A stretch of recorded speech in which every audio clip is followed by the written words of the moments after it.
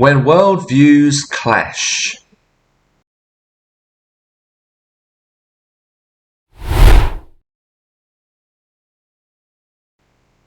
A former Prime Minister of Australia, Tony Abbott, once stated in an article that he wrote for an Australian newspaper, and I quote, "Cultures are not all equal. We should be ready to proclaim the clear superiority of our culture to one that justifies killing people in the name of God." Where to begin with the issues raised by a comment like this? First of all, I want to make some obvious points, which nevertheless are rarely made. What we believe to be true. A tautology? Perhaps. The point is that we believe facts, accept ideas, adopt values, because we think they reflect reality at one level or another. Our worldview is precisely that, an understanding of the world, because we think, at least at some level, that the world is really like that. It's tempting to put so many of these words in quotation marks because some of the meanings here are so slippery and elusive. We may not always be fully conscious or aware of our own basic worldview, but it's there if we dig deeply enough, if we're self-reflective enough. So, if I believe that the world is created by a supreme divine being who has some purpose for this world, and for me personally, it's an inevitable corollary of this that I think those who don't believe in such a being are mistaken. Their view of the world is inaccurate, inappropriate, in some way inferior to mine. That is, if the superiority of a belief system is measured in terms of how accurately it reflects reality. More of those quotes again. If we hold to a particular view of the world, and who doesn't, it is therefore somewhat disingenuous for us to claim, for example, that all belief systems are equally valid. It is, of course, entirely possible to hold such a view, but it must, paradoxically, exclude those belief systems, most of them, I suspect, which don't actually share this view. We may acknowledge someone's right to hold a view that is different from our own, but we nevertheless believe our own worldview to be correct, at least provisionally correct, the best we can do at the moment.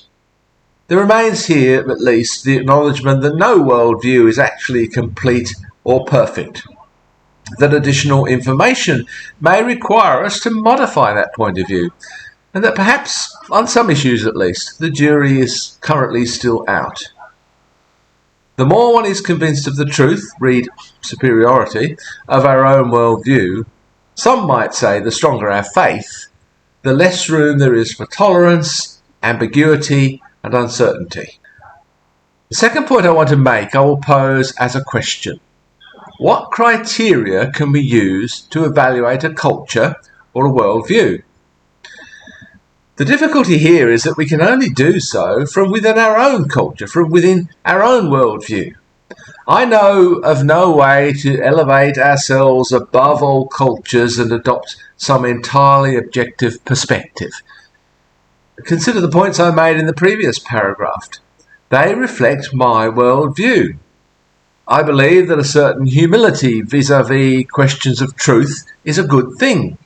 I believe that some ambiguity and uncertainty about the nature of reality is inevitable. This isn't true of all things. Some issues I believe to be settled.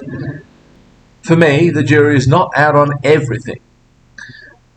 With respect to those things about which my mind is firmly made up, I will be less tolerant of divergent opinions. I will acknowledge a person's right to a different point of view, which is actually code for acknowledging their right to be wrong. But this acceptance of ambiguity and this limited tolerance of other points of view is not shared by everyone. There are plenty of belief systems in which doubt is anathema, in which truth is absolute and unambiguous. People hold to those views as firmly as I hold to mine, and probably more so. Am I right, or are they right? Of course, I think I'm right. But is there some higher objective position from which I can claim this with certainty? I don't believe so. They probably do, and they call it God by one name or another. So even the question of whether there is some higher, more objective perspective from which to determine truth may or may not constitute part of someone's worldview. Herein lies the path to infinite regress. Another Prime Minister, this time of Canada, Justin Trudeau, once said with regard to diversity, "The elements on which we are similar are far greater than the elements on which we are diverse." I don't doubt that this is true in a simple quantitative sense. Nevertheless, it's always the differences that loom largest in our minds. We may agree about 99% of things, but it's the 1% about which we disagree that occupies our time and attention. Qualitatively, the 1% comes to matter much more than the 99%. Is this something deeply ingrained in our psyche over the course of evolution? After all, it's precisely the differences between organisms that drive the process of evolution. Psychologically, I think it's very difficult to focus on the 99% and not be constantly drawn back to that pesky 1%. I always fall back on this position. While I cannot give definitive answers to questions such as these, I think it's important that they be raised. We need to bring questions like these to the forefront of our minds whenever we are considering the important issues with which our current social and political state of the world confronts us. We need to be aware of our own worldview and its limitations. We need to acknowledge our own areas of doubt and uncertainty. At the same time, we need to be aware of the issues that are, in our mind at least, unambiguous and non-negotiable. We need to be aware of what constitute, for us, absolutes, while at the same time acknowledging our inability to justify their absolute status. In doing this, we acknowledge the limits of our certitude without necessarily abandoning it. We need to be aware that we cannot transcend our own perspective. No matter how many steps we take along the infinite regress towards objectivity, we always remain securely ensconced within our own limited point of view. Life is always much simpler for those who live in certainty and are guided by absolutes. Unfortunately, the world is also made more dangerous by them. As long as they live exclusively within a culture which shares their worldview, everything is just peachy. But when they come up against a worldview that's different from theirs, war is almost inevitable. This uncertainty is not a comfortable place to be. Living with uncertainty is uncomfortable. It also puts us in the uncomfortable position of having to live with other worldviews with which we really strongly disagree, and from which behaviours arise that we might find actually abhorrent. Nevertheless, if for no other reason than that it may help to avoid war and promote the survival of our species, I will advocate for uncertainty and ambiguity every time. This means, of course, that uncertainty and ambiguity are among my absolute non-negotiables.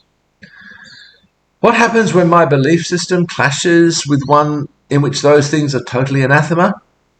Well, let's just say that I wouldn't want to be at a dinner party with fundamentalist Christians on the one side and fundamentalist Muslims on the other. At such a dinner party, they might find themselves surprising allies against me.